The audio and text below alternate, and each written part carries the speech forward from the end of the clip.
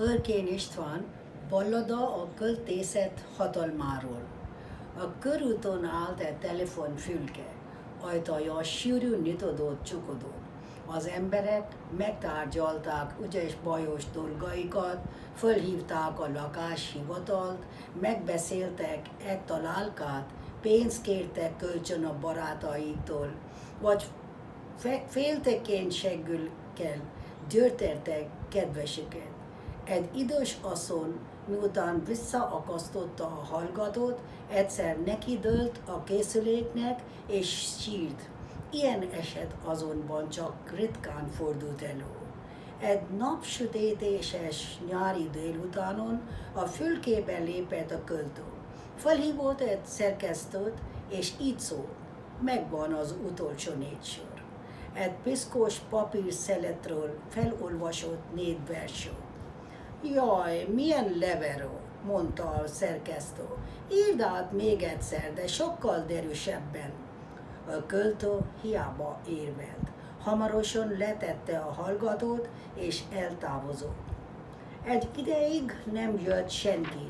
A fülke üresen állt. Aztán megjelent egy javaka korabéli asszony, feltűnő kövér termettel, feltűnő nagyságú keblekkel, nagyvirágos nyári ruhába öltözötten ki akarta nyitni a fülke ajtaját. Az ajtó nehezen nyílt.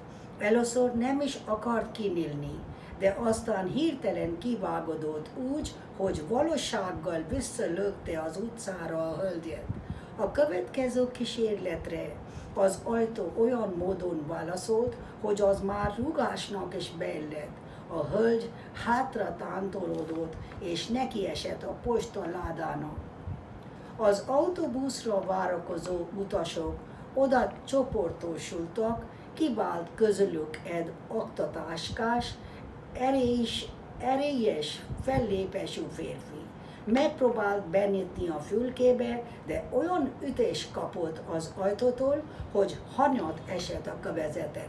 Mint többen és többen gyűltek oda, megjegyzéseket tettek a fülkére, a postára és a nagyvirágos hölgyre. Egyesek tudni vélték, hogy magas feszültségű áram van az ajtóban. Mások szerint a nagyvirágos hölgy még meg a szinkósa el akarták rabolni a készülékben lévő érmeket. De idejében lefülték őket. A fülke egy ideig némán hallgatta oktalan találgatásokat, aztán megfordult, és nyugodott léptekkel elindult a Rákóczi úton. A sarkon éppen pirosat jelzett a lámpa, a fülke megállt és várt. Az emberek utána néztek, de nem szóltak semmit. Mi nálunk semmin se csodálkoznak, legfeljebb azon, ami természetes.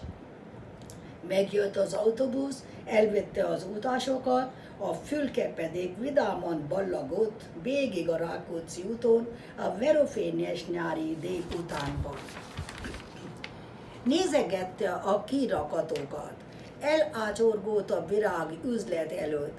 Egyesek láttak bemenni egy könyvesboltba, de lehet, hogy összetévesztették valaki mással. Egy mellékutcai italboltban felhajolt egy kupica rumot, aztán végig sétált a Dunaparton, és átment a Margit-szigetre. Az egykori kolostor romjainál meglátott egy másik telefonfülkét. Tovább sétált, azután visszafordult. Végül átment a másik oldalra, és tapintatosan, de kitartóan szemezni kezdett a túlsó fülkével. Később, amikor már sötétedett, belegázolt egy virágátba a rózsák közé. Hogy éjszaka mi történt a romoknál, mi nem, azt nem lehet kideríteni, mert a szigeten rossz a közvilágítás, de másnap a korai járókelők észrevették, hogy a romok előtti fülke tele van dobálva vérvörös rózsával, a telefonkészülék pedig egész nap tévesen kapcsolt. A másik fülkének akkor már hűlt helye volt. Ő pirkadott Pirka dattkor elhagyta a szigetet, és átkelt Budára. Fölment a Gelét hegyre. Onnan hegyen, völgyön át a 3-as határhegy csúcsára kapaszkodott föl. Aztán leereszkedett a hegy oldalán, és nekivágott az országútnak. Soha többé nem látták Budapesten. A városon kívül a Hűvösvölgy utolsó házain is túl, Nagykovácsi községtől azonban jóval innen van egy vadvirágos rég. Akkora csak, hogy kifulladás nélkül körbe tudja futni egy kisgyerek, és olyan rejtve él a magas törzsű fák között, mint egy tengerszem. Túl kicsi még ahhoz is, hogy valaki lekaszálja. Ennél fogva nyár közepén már derek magasság és nő rajta a fű, a gaz meg a virág. Ez az a hely, ahol a fülke legtanyázott. A kirándulók, akik erre vetődnek vasárnaponta, nagyon megörülnek neki. Kedvük támad megtréfálni valakit, aki még az igazak álmát alussza, vagy eszükbe jut hazatelefonálni, hogy tegyek a lábtörlő alá az otthon hagyott külcsöt. Belépnek a fülkébe, mely kissé rézsült dőlt a puha talajon, és miközben az ajtón utánok hajolnak a hosszú, szárú vadvirágok, fölveszik a telefon kagylót. A készülék azonban nem ad vonalat. Ehelyett 4 verssor szólal meg a telefon kagylóban, olyan halkan, mintha hangfogós hegedű. A bedobozott pénzt a készülék nem adja vissza, de emiatt még senki sem tett panaszt. Na most ez hindiul. कविता की शक्ति इश्तवान उर्की। सड़क पर एक telephone booth खड़ा था जिसका दरवाज़ा बार बार खुल रहा था, बार बार बंद हो रहा था। लोग बाग तरह तरह की बातचीत में लगे थे उस फ़ोन पर। कोई किराए पर मकान के लिए दलाल को फ़ोन घुमा रहा था, कोई अपनी छोटी सी मुलाकात के बारे में सुनने वालों को सुना रहा था, कोई अपने दोस्तों से पैसे उधार लेने की बात कर रहा था, कोई केवल जलन की वजह से अपने प्रियजनों के खिलाफ नफरत का जहर उगल रहा था। एक अधेड़ महिला जब रिसीवर को रख चुकी तो उसी को पकड़कर रोने लगी। ऐसे दृश्य पहले समय में कभी कभी ही दिखाई देते थे। एक सुहावने दिन एक कवि ने बूथ में कदम रखा और एक संपादक को फ़ोन घुमाकर बोला, अंतिम 4 पंक्तियां तैयार हैं। फिर एक मैले कुचैले कागज़ के टुकड़े से पंक्तियां पढ़कर सुनाए। उफ, कैसी दुख भरी हैं। दूसरे छोर से संपादक की आवाज़ आई, भाई दोबारा लिखो और देखो ज़रा हल्की फुल्की चीज़ हो। कवि ने समझाने की नाकाम कोशिश की, सब व्यर्थ। जल्दी से फ़ोन रखा और चल पड़ा। उसके काफ़ी समय बाद तक कोई फ़ोन करने नहीं आया। बूथ खाली खड़ा रहा।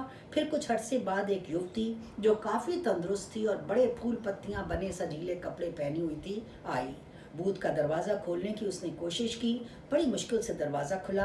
पहले तो खुलना ही नहीं चाहता था, और जब खुला तो ऐसे झटके से जैसे महिला को सड़क पर फेंकने के लिए धक्का देना चाहता हो। महिला ने फिर कोशिश की, फिर धक्का लगा, और इस बार इतना ज़ोर से कि वह सड़क पर आ गिरी।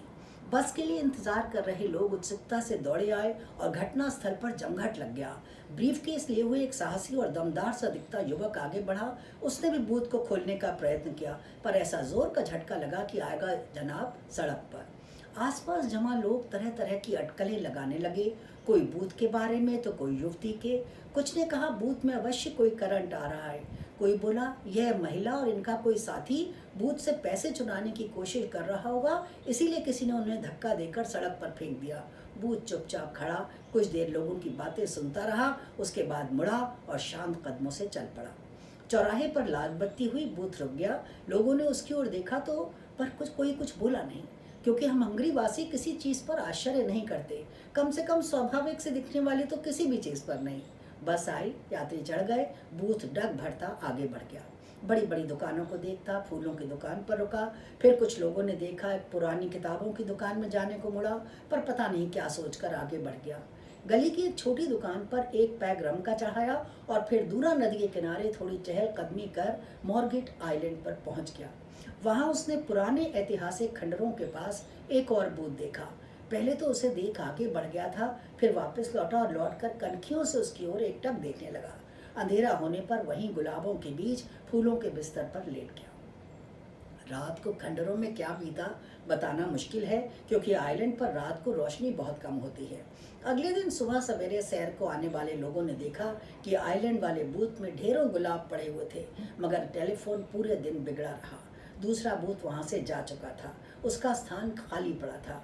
पौ फटते ही उसने आइलैंड छोड़ दिया था और और इन दो बुदापेस्ट में बुदा की ओर पहाड़ है और पेस्ट में समतल मैदान। इन दोनों के बीच दूना नदी बहती है। बुदा की पहाड़ियों की सबसे ऊंची चोटी पर पहुंच गया था और वहां से स्वयं को लुढ़का लिया था। फिर वह कभी बुदापेस्ट में नजर नहीं आया। शहर की सीमा के बाहर ठंडी वैली के आखिरी घर के भी परे काफी दूर पर एक जंगली फूलों की वादी है, केवल इतनी बड़ी कि एक छोटा बच्चा भी सिमट कर उसमें दौड़ पाता है। इतनी छोटी है कि कोई उसे कटवाने की भी नहीं सोचता। वहाँ खूब ऊंची, कमर तक की ऊंची घास है। जंगली फूल और खरपतवार बिना रोक टोक के बढ़ते हैं यहाँ। यही वह स्थान है जहाँ हमारी कथा के भूत ने अपना डेरा जमाया है। पिकनिक मनाने वाले लोग जो हर रविवार को स्थान पर आते हैं, इस बूथ से बहुत प्रसन्न होते हैं। यदि उनमें से कोई घर फोन करना चाहता है, यह बताने को कि घर की चाबी कहाँ रखा है, तो बूथ में घुसता है। सूखे जंगली फूल उसके पैरों से टकराते हैं और वह फोन का रिसीवर उठाता है। रिसीवर उस समय कोई कनेक्शन तो नहीं मिलाता, इसके बदले अंतिम 4 पंक्तियां एक कविता की सुनाता है, और इतने मधुर स्वर में जैसे वायलिन बज रहा हो।